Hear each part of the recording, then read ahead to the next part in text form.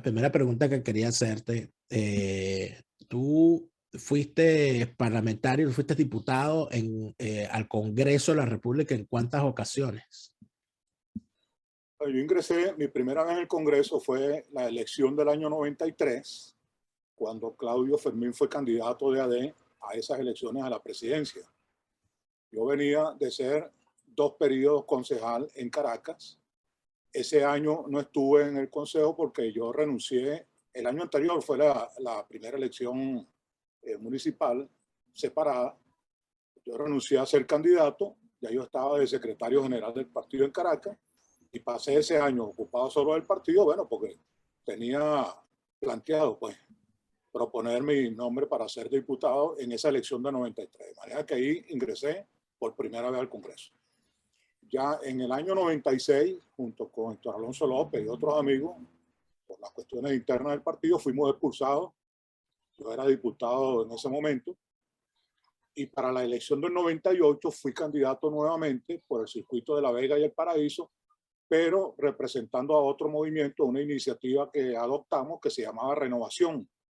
Renovación es una escisión de la causa R, como la causa R lo fue, podría decirse, la causa R nació entre lo que fue el nacimiento del MAS y la ruptura de ese grupo que fundó el MAS con el Partido Comunista.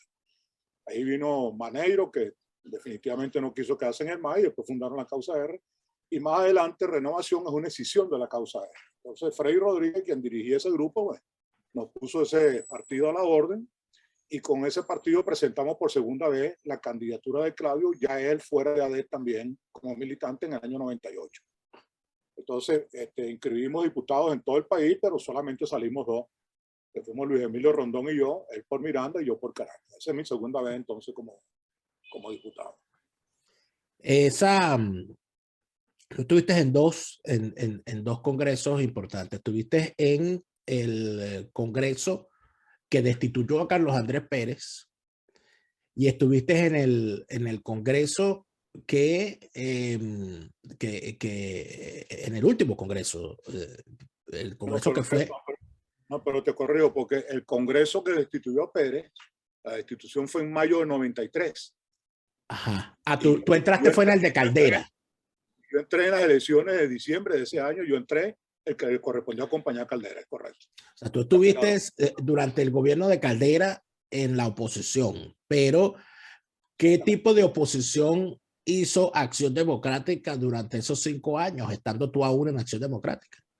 No, ninguna, porque era evidente que había un acuerdo tácito de Alfaro, que en ese momento era quien realmente tenía el control político del partido y de las autoridades, porque estaban en ese momento, Henry Ramos entre ellos, por cierto, era jefe de la fracción parlamentaria, y aunque el MAS le sirvió de soporte político electoral a la elección de Caldera, junto con el Partido Convergencia, que como tú bien sabes es una escisión de COPEI, sin embargo, para la gestión de gobierno, la representación parlamentaria de AD fue clave para darle a Caldera esa estabilidad que tuvo y puede manejar ese periodo. O sea, que hubo una alianza tácita allí, no expresa, pero fue evidente pues, el apoyo que esa AD manejada por Alfaro le daba indudablemente al gobierno de Caldera.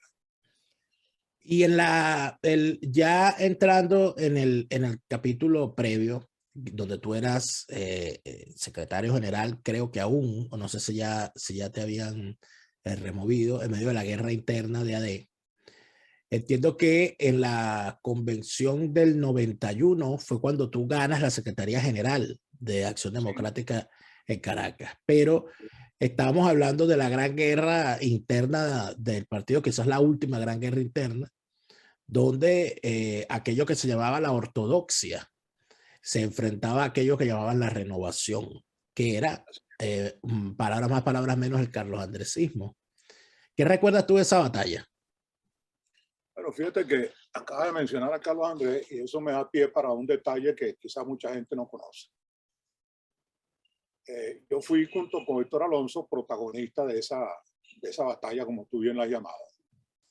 Héctor Alonso era el candidato nuestro a la Secretaría General Nacional y yo lo era para ser secretario general en Caracas, por supuesto. Eso fue la convención del 90-91. Y sí, fue una confrontación realmente muy dura, porque allí se planteó de parte nuestra la posibilidad de recuperar la dirección política de AD para intentar devolver a AD de lo que nosotros habíamos planteado, había sido la desviación en la que había incurrido, que ya era una desviación que se venía dando de manera progresiva desde años atrás y que se acentuó en el gobierno de Lucinchi. Entonces había que recuperar Acción Democrática para devolverla al cauce de la idea política que le dio origen a Acción Democrática. Esa fue la lucha de fondo que se planteó allí, más que por el control de la dirección, era tratar de recuperar la razón de ser de Acción Democrática. Lamentablemente, ahí nos topamos con una circunstancia que fue la manera como se manejó estructuralmente ese proceso de elección interna, que terminó con un gran fraude en muchas seccionales, que fue lo que permitió que le arrebataran el triunfo que Héctor Alonso obtuvo en las bases, se lo arrebataron por la vía de los hechos, en una convención amañada, donde Alfaro, imagínate tú, llegó a reconocer que Héctor Alonso obtuvo el 45% de los delegados, si llegó a reconocer esa cifra, ¿de qué tamaño realmente sería? Yo te puedo dar cuenta, por ejemplo, de fraudes descarados que se dieron en estados como el Zulia, donde le arrebataron el triunfo a Luis Vera Gómez, en Aragua a Pedro Brito, en Bolívar a Raúl Yusef y a Raúl Andrés León, en Anzoátegui a Jesús Rodríguez, y a mí no me lo pudieron hacer porque desafortunadamente para ellos habían decidido hacer la Convención Nacional en Caracas, en el Parque de Naciones Unidas, como tú recordarás, y yo amenacé con destruir esa convención si no me hacían la elección a mí en Caracas, que amenazaba hospedarle con arrebatarla cuando yo le había ganado esa elección 8-2 en la elección de base. Bueno, entonces, en ese momento, lo que mucha gente piensa que era evidente, que Carlos Andrés Pérez apoyó a este grupo, realmente no fue así. Carlos Andrés más bien, en un acto de prudencia política, o quizás por aquello que mucha gente ha coincidido en que él sobreestimado en su capacidad de liderazgo y manejando un gobierno que, como ya sabemos, resultó pues, al final controversial por el gran viraje que Carlos Andrés Pérez dio en la concepción económica, sobre todo, y en la concepción política. Él estaba ocupado de sus asuntos de Estado y no nada involucrado en los temas internos del partido.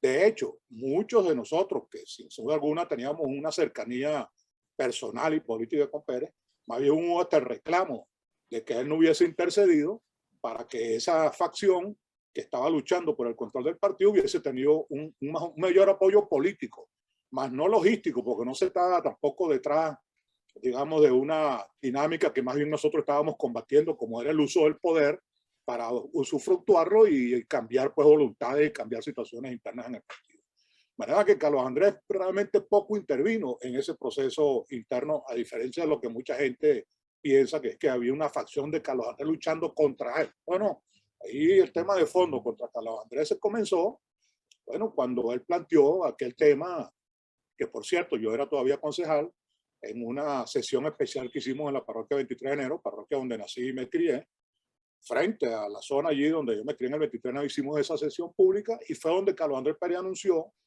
que iba a presentar al Congreso la ley para elegir por el voto popular a gobernadores y alcaldes. Eso fue lo que realmente, en mi opinión, Daniel, creó el primer cisma entre Carlos Andrés Pérez y esa dirección política que se negaba a que una realidad como esa se pudiera plantear, porque eso le quitaba la posibilidad de ellos seguir nombrando a dedo a los gobernadores, como fue pues el hecho ese aberrante que se produjo cuando Jaime Lucinchi, que nombraron a todos los secretarios generales del partido gobernadores de sus estados, y ya sabemos lo que eso significó desde el punto de vista de la desviación ética y desde el punto de vista de la desviación política, fundamentalmente que ocurrió en la ley. Pero esa batalla de la convención por el control del partido podría verse como uno de los rounds donde la batalla final fue la destitución de Carlos Andrés Pérez. Pero Sí, claro si, que sí, pero claro si que se sí, le claro que sí. revisa, pero si se le revisa a profundidad y nos vamos un poco más atrás, no era todo esto un gran problema entre el lucinchismo y el carlosandresismo. ¿Qué tanto pesó esa pelea entre esos dos grupos? No, yo no creo, aunque no se puede negar que hubo una controversia pública y diferencias públicas entre estos dos líderes, me consta que su relación personal como amigos era buena, pero hubo varios hechos que mancharon esa relación. y que se puede atribuir no tanto a ninguno de ellos dos, como a algunos sargentos, entre comillas, como lo llamamos en el argot popular, que tratando de cobrar facturas personales, produjeron eventos que dieron al traste con la imagen pública del partido. Hay que recordar dos hechos muy concretos. Pero fueron como una especie de vendetas que grupos internos armaron para tratar de cobrarse facturas unos con otros, donde no todo el partido estaba involucrado. Entonces, aquella famosa denuncia sobre el tema de los jeeps, que sin duda alguna fue un escándalo, digamos, mayúsculo, pues, de lo que yo creo que afectó públicamente más a ver que cualquier otro. Bueno, y después vino entonces el de la partida secreta. Entonces, se decía que un acto fue retaliación por el otro. Y esos dos eventos que se le atribuyen, uno al grupo Afecto a Lucinche y otro al grupo Afecto a Carlos Andrés, sin duda alguna perjudicaron de manera notable al partido. Pero yo no puedo decir, porque no tengo la evidencia para ello, que haya habido una confrontación entre Pérez y Lucinchi, porque no fue así, ¿verdad? Gente vinculada en lo personal y en lo político con uno y otro, decidieron pasarse facturas unos a otros y bueno, eso terminó perjudicando sin duda alguna al partido e involucró también a estos dos personajes que bueno, ya sabemos, pues ambos fueron enjuiciados, ambos fueron maltratados públicamente por los tribunales, por la opinión pública y por las maniobras de los adversarios históricos de AD, que se aprovecharon de todo esto también para tejer sus propias vendetas. Cuando se pierde el control del partido, ¿no? Del control político del partido, es el momento en el que empieza la conjura que termina con la destitución de Carlos Andrés Pérez, o ya la cosa venía con más profundidad desde antes. Pero yo pienso que la conjura, tal como la trabajó muy bien, por cierto, creo que es el mejor trabajo que se ha escrito sobre eso, Mirta Rivero, que hizo un trabajo de investigación periodístico excelente. La conjura tiene varias vertientes, pero yo diría que tiene su origen en el resentimiento de dos o tres figuras políticas importantes del país. Una de ellas, sin ninguna duda, Ramón Escobar Salón. Otra, Arturo Uslar Pietro, que su venganza es mucho más histórica que la de Escobar, porque viene desde la década de los 40, desde los hechos del 18 de octubre del 45. Y otro fue José Vicente Rangel. Lo demás, los miembros del tribunal o de la corte para aquel entonces que se prestaron para ese juego, tal como lo demuestra Mirta Rivero en su trabajo de investigación, no fueron más que instrumentos de esa vendetta que se armó desde un ángulo de la política venezolana. Esa vendetta fue aprovechada luego políticamente por otros factores que también se sumaron a una suerte de venganza contra Carlos Andrés Pérez y su gobierno, y que también tenía varias vertientes, porque tenía vertientes políticas, vertientes económicas. Aquí hablo de gente del empresariado que nunca estuvo de acuerdo con las políticas económicas que Pérez impuso, ¿no? Y gente de la política que no le perdonó a Pérez el éxito que había tenido histórico, ¿no? Y bueno, y se habla, por supuesto, de casos como el del doctor Caldera, y después a eso en el plano político le tiene que sumar todo lo que fue la conspiración interna. La conspiración interna tuvo que ver, en mi opinión, básicamente, con la eventualidad de arrebatarle a Pérez lo que sin duda alguna era algo que él tenía en sus manos sin hacer mucha diligencia, que era el liderazgo político real sobre esta organización histórica, y que del liderazgo intermedio, ¿no? Pues yo siempre digo que hay un liderazgo fundador que algunos le tuvieron la suerte de ser presidentes, otros de ser candidatos y no llegaron a ser presidentes. En ese liderazgo fundador cuento a Gallegos, a Betancourt, a Leoni, al maestro Prieto, a Gonzalo Barrios. Esa es la generación fundadora que le tocó ser presidente a varios de ellos y a otros candidatos sin suerte de haber obtenido la presidencia. Y luego la generación intermedia, donde están Carlos Andrés Pérez, Piñerúa, Lucinchi, Lepage, Morales Bello, Canache, a quien voy a ver ahora más tarde, por cierto, que algunos de ellos, en el caso de Pérez y de Lucinchi, tuvieron la suerte de ser presidente, Pérez 2 veces, y los otros, bueno, fueron candidatos Piñerúa y y Lepage no llegó a ser tampoco candidato, pero tuvieron altas posiciones políticas en el país. Y luego venía la generación de relevo, que llaman, donde estaban los Fermín, los Alonso López, los Matos Azócar, y así, pues unos cuantos líderes más de nuestra generación que despuntaban para esa situación. Entonces, ahí está más o menos el cuadro de cuál era la evolución que se venía dando en Acción Democrática, que se detuvo con esa reelección de Pérez y con ese proceso interno donde Alfaro se hace del control del partido, que detuvo también en el plano interno la posibilidad de llevar a los puestos de comando del partido a gente más consustanciada con el tiempo que se estaba manejando en ese momento. Entonces yo creo que ahí hubo también un interés por arrebatarle a Pérez, que se convirtió de hecho en el líder histórico más importante del partido en esta era contemporánea. El primero había sido sin duda alguna Betancur, pero Pérez heredó pues ese liderazgo. Entonces, estando en vida, iba a terminar su presidencia y seguramente iba a quedar allí como la referencia política más importante del país y de Acción Democrática. Bueno, contra eso conspiraron internamente, y quizás la motivación fundamental para encauzarlo de la manera como lo encauzaron hasta llevarlo al juicio y a la destitución de la presidencia, tenía que ver con ese afán de apartarlo pues de ese liderazgo que otros no podían obtener porque no tenían chance para ello. ¿Cuándo se da cuenta Johan Peroso, en lo personal y en lo político, que la conjura era en serio y que la cosa era irremediable? Mira, yo creo que algunos le advertimos a Carlos Andrés Pérez en los previos de lo que fueron los hechos del 4 de febrero del 92.